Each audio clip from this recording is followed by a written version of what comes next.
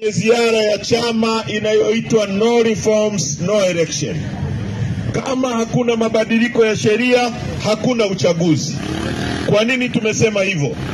Ukisoma ibara yetu ya 8 ya katiba inasema Jamhuri ya Muungano wa Tanzania ni nchi ambayo msingi wa mamlaka na madaraka yake ni wananchi. Alafu sehemu B inasema serikali itapata, lengo la serikali itakuwa ni ustawi wa wananchi. Sehemu C, serikali itawajibika kwa wananchi. Sasa serikali ipate mamlaka yake kutoka kwa wananchi. Wananchi ni nani? Ni nyie hapo. Lengo kuu la serikali ni ustawi wa watu. Tukisema ustawi maana yake nini?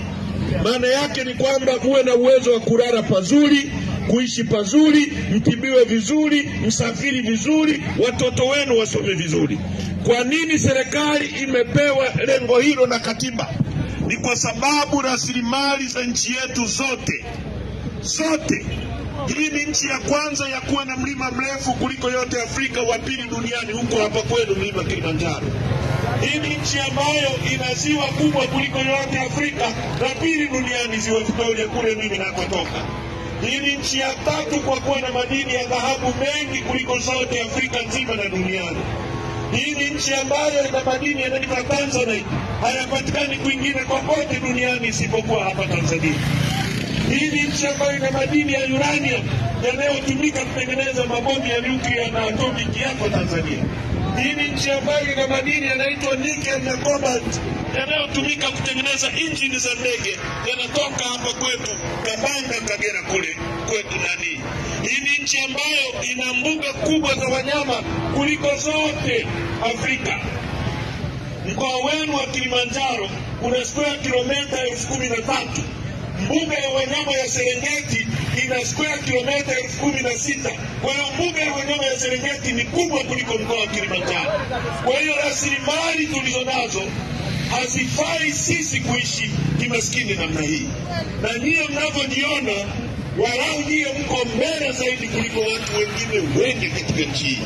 Nyie mnavyojiona, mnajiona mko kwenye umaskini, lakini kuna watu maskini kuliko nyie kwenye nchi hii, kwa sababu tuna viongozi wa hovyo ambao wametufanya katikati ya utajiri watu wetu waendelee kuishi kuwa maskini.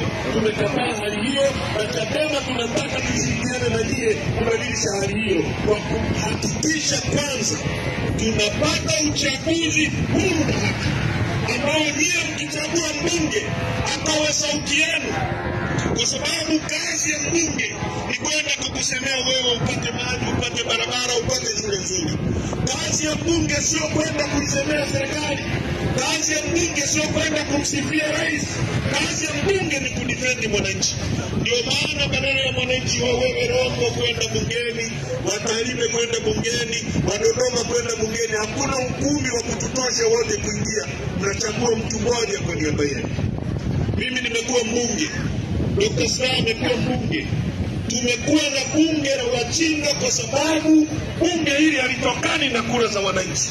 Mmewasikia jana wabunge wakati wa hotuba ya Wizara ya Mambo ya Ndani inasoma bungeni, wabunge wanazungumza kuhusu rais. Hotuba ya mambo ya ndani imegeuzwa kuwa hotuba ya kumsifia rais na kumdifendi rais. Rais ambaye ana majeshi, rais ambaye ana usalama wa taifa, rais ambaye ana kila chombo cha nchi. Inakuwaje tena chombo cha wananchi ambacho ni bunge kigeuke tena kwa ajili ya kumdifendi rais? Hiyo mnaona ni sahihi kweli? Hiyo ni sahihi? Mnahitaji mbunge azungumze kuhusu bei ya parachichi. Mnahitaji mbunge azungumze kuhusu bei ya ndizi. Mnahitaji mbunge azungumze kuhusu barabara zenu za kutoa parachichi mashambani zifikishe kwenye soko. Mnahitaji mbunge azungumze kuhusu madawa. lakini wabunge wanajigeuza kuzungumza kuhusu rais. Rais akivaa kiremba kizuri cha rais, tunampongeza rais kwa kiremba. Rais akivaa viatu vizuri, tunampongeza rais kwa viatu vizuri. Rais akikohoa, tunashukuru rais ametuletea kikohozi. Mvua ikinyesha Rombo, tunashukuru mama ametuletea mvua. Kana kwamba kabla ya huyu mama mvua ilikuwa inyeshe. Sasa haya mambo hayakubaliki watu wa Rombo. Na haya mambo yanafanyika hivi kwa sababu hatuna tume huru ya uchaguzi. Kwa sababu wabunge na madiwani hawawajibiki kwenu, wanawajibika kwa serikali. Ndio maana Chadema tumesema ifanyike kwanza mabadiliko ya sheria ili tushindane kwenye uwanja unaolingana. Ndiyo mnasemaje watu wa Rombo? Ndiyo mnasemaje? Watu wa Tarakea ndiyo mnasemaje? Baraza la Maaskofu Katoliki limeunga mkono hoja ya Chadema kwamba kufanyike kwanza mabadiliko. KKT imeunga mkono kwamba tubadilishe kwanza sheria. Shura maimamu imeunga mkono kwamba tubadilishe kwanza sheria. Waliobaki wanapinga mabadiliko ya sheria ni CCM peke yako na vibaraka wanaoitwa chama walichoanzisha juzi wamekihonga fedha, ndio wanaunga mkono twende kwenye uchaguzi wa aina hiyo. Hiyo mnasemaje Tarakea? Hatuwezi kwenda kwenye uchaguzi ambao CCM ndio referee, CCM ndio arrangement, CCM ndio wanaandaa mechi. Inawezekanaje mechi ya Simba na Yanga alafu referee awe Haji Manara? Hiyo mechi itakuwaje? Watu wa Mamsera, hiyo mechi itakuwaje? Haiwezekani. Uongo kweli?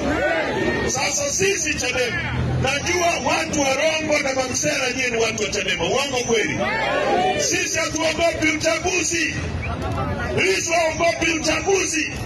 Mimi siogopi uchaguzi. Nimekuwa diwani nikiwa mwanafunzi, nimekuwa mbunge nikiwa mdogo sana. Siogopi uchaguzi. Tunachotaka ni sheria iwe huru, tushindane. Huyu mama asimame hapa, Lissu asimame hapa, ipigwe dakika 90 kwenye uwanja unaolingana. Mamsera mnasemaje? Mnasemaje nyinyi? Saa 12 atakuwa kwao Kizimkazi. Uongo kweli? Amekuja ameuza bandari zetu zote kwa Waarabu. Amewapa bandari mpaka milele, kwamba sisi watu milioni 63 hatuwezi kusimamia bandari zetu. Waarabu wako milioni 3 tu Dubai, wao wana akili kuliko sisi. Misitu yetu yote inayotoa hewa ya oksijeni wameichukua, wanaikabidhi kwa Waarabu kwa Omani. Uwanja wa ndege wa Kilimanjaro umekabidhiwa kwa serikali ya Omani, uwanja aliojenga Mwalimu Nyerere. Kila kitu cha nchi kinaondoka kinapelekwa kwa wageni. Watoto wenu mtawazaa, mtawalithisha nini nyewe watu wa Mamsera? Mtawapa nini? Nchi inageuka kuwa ya Wachina na Waarabu. Kwa hiyo tumekuja kwenu ndugu zangu, kuwaombeni kwamba ungeni mkono hoja ya Chadema ya no reforms, no election. Wakibadilisha sheria za uchaguzi, zikifanyiwa sheria za uchaguzi mabadiliko, sisi Chadema tutaingia kwenye uchaguzi asubuhi na kesho yake tutabadilisha nchi hii. Tutafanya rasilimali zetu zitumike kuendeleza watoto wetu. Inawezekanaje ndugu zangu? Inawezekanaje? Nyie mnalima tomato, mnalima nyanya. Uongo kweli? Sisi tuna miti hapa. Inawezekanaje mzee wangu kwamba toothpick zinatoka China wakati miti iko hapa? Hao watoto wenu watapata wapi ajira? Kama mnachukua fedha hapa, mnanunua toothpick zinatoka China, mnachukua fedha Tarakea, mnachukua fedha Mamsera, mnazipeleka China kutengeneza ajira. Inakuwaje? Mwalimu Nyerere alijenga kiwanda cha General Tyres hapa Arusha. Uongo kweli? Kilikuwa kinatengeneza tairi za magari. Uongo kweli? Leo tuna bodaboda kila kitongoji. Tairi ya bodaboda ikiisha hapa Mamsera, fedha inatoka Mamsera inakwenda China kwa juu kuagiza tairi ya bodaboda.